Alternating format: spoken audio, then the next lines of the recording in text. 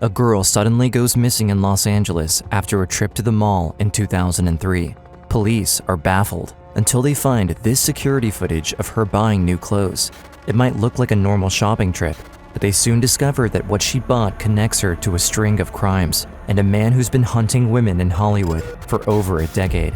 We're talking about a predator, and somewhere along his life, he needed to be stopped. He was prepared for murder. He was prepared to have no one testify against him. It was critical that we find her as soon as possible. Terry normally talks to her daughter on the phone every day, but she hasn't heard from Christine in over 48 hours. She can't get a hold of her on her cell phone, so she calls her work and finds that Christine didn't show up that morning. She's always on time for work, and her parents worry that something happened to her. They call the police and file a missing persons report. No one has any idea where she is. Police share details with the media and set up a tip line. Soon, Christie's disappearance is all over the news, and the search grows. Investigators call Christie's credit card company and learn that she purchased several items at the Westfield Century City Mall in Los Angeles on February 15th. They look through surveillance videos and discover security footage of her at the mall around 1 p.m. that day, but they can't find anything in the footage to help figure out what happened to her. Detectives turn to her roommate, hoping she might have some information on where Christie went. Her roommate explains that on February 15th, Christie came home after the mall and showed her a new outfit she bought. Then, Christie left for a big movie audition. Finally, investigators have a clue about where she was headed, but her roommate couldn't remember where the audition was. They look at Christie's phone records. Just after 5 p.m. on February 15th, she called an information line from the Laurel Canyon neighborhood in the Hollywood Hills. A witness came forward, saying a woman matching Christie's description, driving a white Miata, pulled over to ask for directions to a house up the hill before she disappeared. February 20th, 2003, 5 days after Christie's disappearance, police get a call from a woman named Susan Murphy. I saw this article and this picture of this girl missing. I called the Santa Monica Police Department. When I started to explain my situation, they put me on hold and said, "We want you to speak to the lead detective on the case." The newspaper article Susan saw said Christie disappeared after leaving for a movie audition. Susan tells investigators about a man she encountered less than a month before, hoping it might help them find Christie. He invited Susan to an audition too, and as she continues explaining her story, Detective Virginia Obenchon realizes it's their first big break in the case. He said, "It's very, very important that I wear black stilettos as high as possible, black miniskirt, a white man's shirt." And that happens to be everything that Christie purchased on February 15th. After Susan tells police she thinks she met the same man, they ask her to give them every detail she could remember about him. She helps create a composite sketch of what he looks like, and they broadcast the sketch on TV across the country. The Santa Monica Police Department is seeking the assistance of the public to identify and locate the individual depicted in this composite drawing. As news spreads, along with the sketch Susan Murphy helped make, other women come forward with similar stories, hoping they can help with the search for Christie.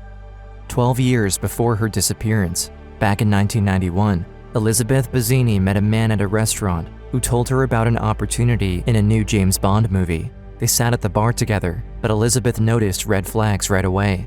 As she looked at her drink, she saw white powder on top. She quickly went to the bathroom and called the restaurant manager. I said, "This man is trying to drug me. Please call the police immediately.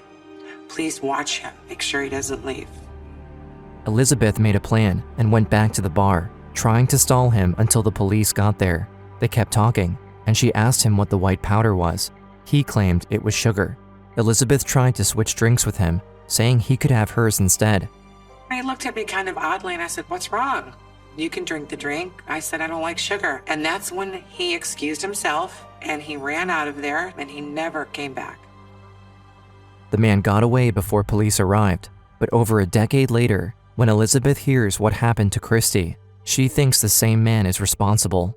More women report eerily similar stories to the police, and one of them is Christine Klugen. She says that back in 1989, she met a man who introduced himself as John Maroney. They started talking for a few weeks, and he asked her out on a date. He said, "I'll pick you up in a limousine, we'll have dinner, and there's a big industry party," because he said that he was a music executive. The man told her he worked for Columbia Records and that the party was going to be in a suite at a hotel. They went out to dinner first, and they took a limo to the hotel afterwards. But when they took the elevator up and got out, Christine Klugin noticed the hallway was quiet. She didn't hear anything that sounded like a party nearby, and she got nervous. Suddenly, the man took her to an empty hotel room, and she saw what he was planning the whole time. He was trying to kiss me and I pushed him away, and then he attacked me. He threw me on the bed. He tried to rip my clothes off. The man pulled ropes from behind the bed to tie her up, but she was able to escape from him and run out of the hotel room to get help. A man named Victor Paleologos was arrested for her attempted rape. He accepted a plea deal and was sentenced to 3 years of probation. 14 years later, police are now desperately searching for Kristi Johnson.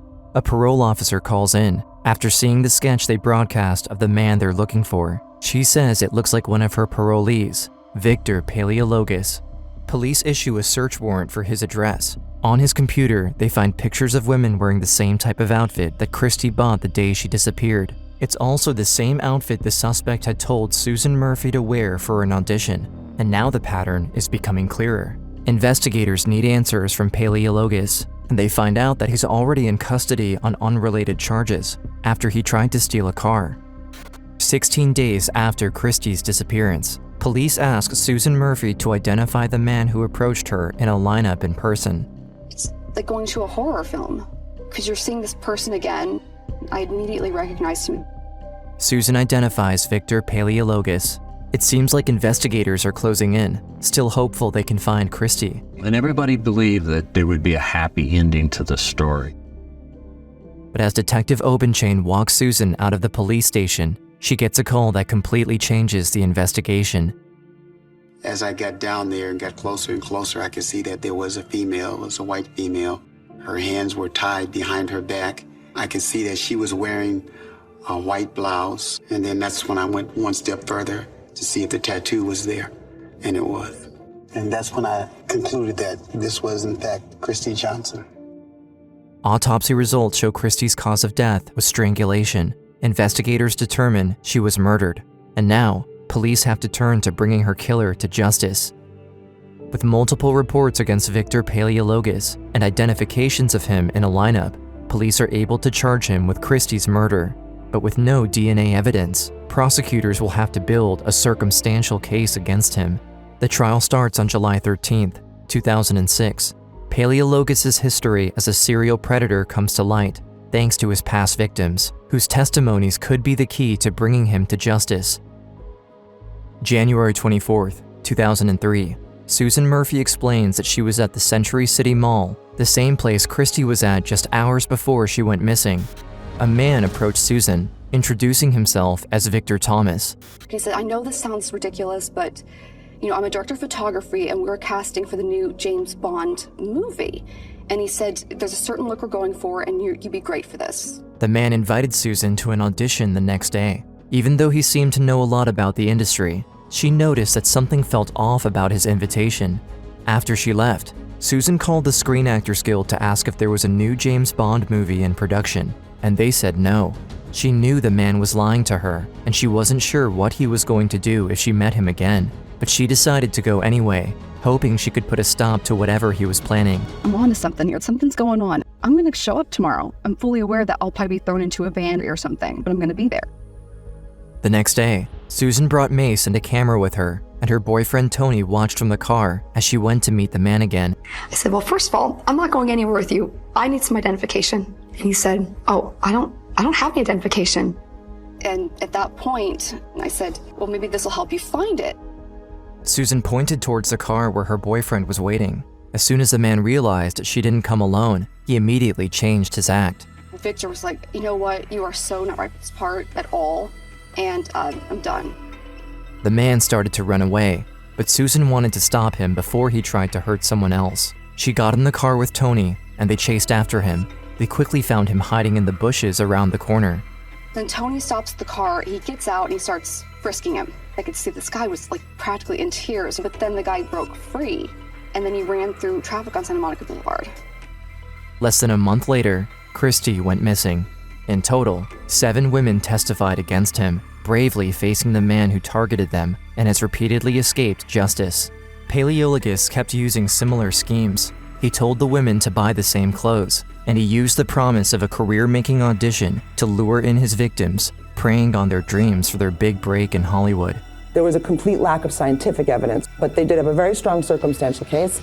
And what they had was the parade of women. One after one we testified. One after one we didn't know that there were the others. I was very impressed by the courage of these prior victims to come forward. Their stories were powerful, and the similarities among all the victims and Christie were striking. We're talking about an evil person, and somewhere along his life he needed to be stopped. And unfortunately, Christie was the stopping point.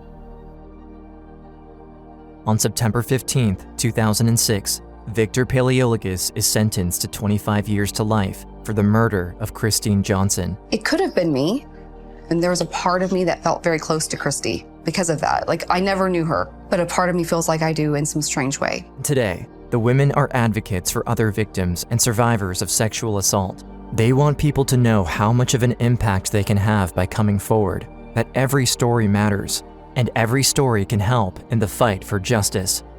Because the women recognize the similarities between Christie's story and their own, and because of the strength they had to come forward, together, they're able to stop a serial predator who's been targeting young women in Hollywood for over a decade. And even though they didn't know her personally, Christie's impact can be seen through the women who helped put her killer in jail.